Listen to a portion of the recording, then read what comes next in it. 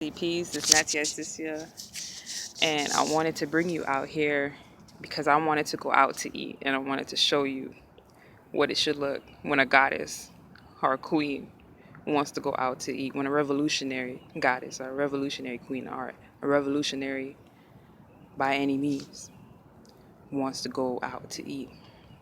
Because I've been hearing this a lot lately about brothers and their wives that need to eat and how they need to capitalize off the black community, off the black conscious community, off our brothers and sisters on how we conduct ourselves in order to feed our families, because with these shrinking American families, our diets are increasing astronomically, when in reality a revolutionary's plate should be shrinking. So I wanted you to think about how many revolutionaries do you know were going to expensive restaurants in upscale or middle class white supremacist neighborhoods, or even dining out frequently at black businesses, selling us processed meats at overpriced rates, and doing this regularly and frequently while preaching to us that they are revolutionaries and that their wives just gotta eat. They gotta feed their family, who has an insatiable diet and appetite for all types of delicacies and meats and things that you just cannot acquire in a true revolutionary type setting, and that cannot be sustained in a real battle or war with the oppressor. So how many revolutionaries do you know who have successfully waged a war against the white man at a restaurant because their wife was extremely hungry? Explain that to me. So I'm out here, and what I want to eat is something green, something wild, something free, something that has more nutrition and can sustain a family, a civilization, a growing nation for far longer than dining out to eat at the expense of your nation or your civilization or your race. It could be, right? And I wanted to show you something. This here is some chickweed that I found. And I repotted the chickweed because this is the largest chickweed I've ever found. Usually they are very, very tiny leaves. And, I'm probably going a little over some of your head right now because you probably don't know what chickweed is or probably haven't tried it. And, but this is a natural plant that is considered a weed that grows almost in every state, every country. Um, and it's highly nutritious and it's beneficial for you, and it has a lot of uses. And again, it's surrounded by some other vegetables. And yeah, I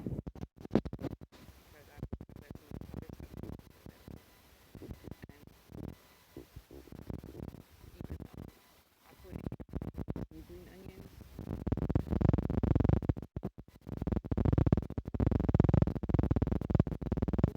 Tell me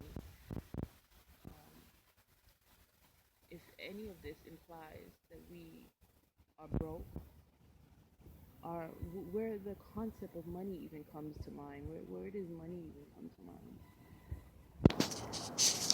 Because a lot of your so-called revolutionaries, um, they are basically they're basically just motivational speakers for the plantation. And that existed, during slavery. There were motivational speakers to keep you highly motivated to get back on that plantation, to pick some cotton and to do what it do. So you're being entertained by neo colonialist motivational speakers who are telling you that they are revolutionaries, and they're telling you that what they're doing is for the people, and that it is something that we should aspire to, right? When in reality, they would be begging. It would be a stretch to even call them a neo revolutionary, because they're not a real new type of revolutionary. Maybe a pseudo revolutionary or a quasi revolutionary, but not really any type of new neo type revolutionary or any revolutionary at all. So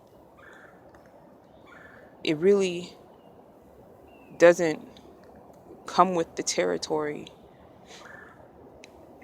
If the territory that your so-called revolutionary is in and feels comfortable in and delights in and strives to be in is in a 5-star restaurant, eating the delicacies of the white man, and some of them will even come out and tell you, they're not even trying to change their diet. They're not trying to change. Revolution means change. So if your revolutionaries aren't trying to change anything, they're not even trying to change the system, why are you following these? Why are you allowing these people to lead you? Unless you know yourself that you don't want a revolution. And unless you know yourself that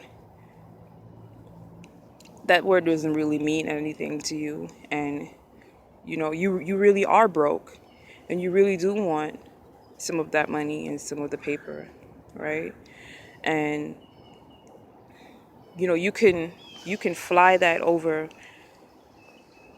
some gangsters' heads and some goons and some people that really don't give a fuck. You can fly this whole concept of, yeah, this is a revolution over people's heads who don't have any type of revolutionary experience or historical concept or just idea of what a revolution is. But I question,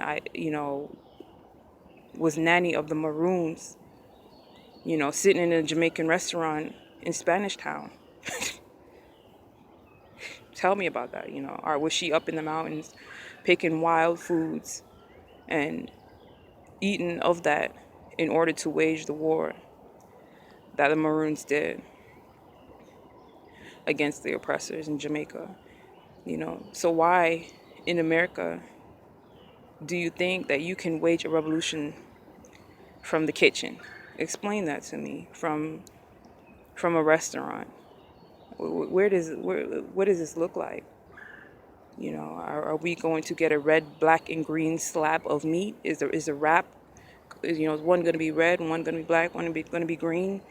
Are you going to pick a red kale, black kale, and green kale? Explain what this revolutionary restaurant revolution looks like, because as a revolutionary, I'd like to know. What am I missing out? I really don't see it. So it's time to stop playing these games on what a revolution is. And you know even something like what I just showed you, these type of people who claim to be your revolutionaries are the same type of people who would then themselves go out and try to find out more about what I just showed you, chickweed, and try to market that to you and try to sell that back to you at a high price. because you're too lazy in their eyes, or these are the excuses that they use for why they've got to sell these things to you. You're really being used as sheep and being led to the slaughter along with themselves, because they obviously don't know any better.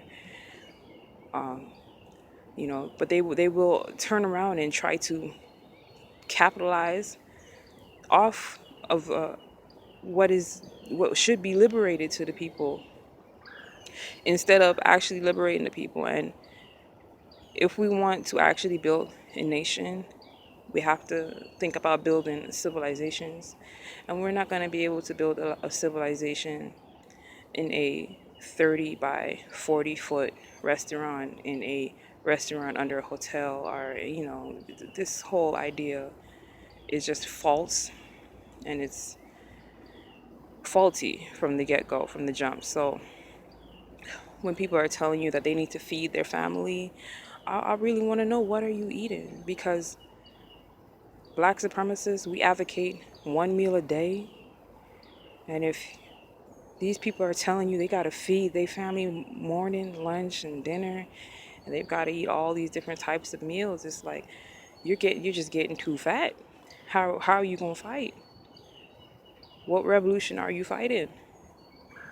You're gonna need a revolutionary diet to fight a revolution, right? So this is my piece, and you can go ahead and do your thing and comment and share, and add some feedback to this if you feel like it. But I think the point is made, you know, that what they're selling you, it just doesn't come with the territory of being a true revolutionary. Black supremacy, you can join the website www.kingnoble.uncensored, and I'll post a blog about the herb chicory, or chickweed, and some other herbs that I find that are edible for those of you that are interested. Peace.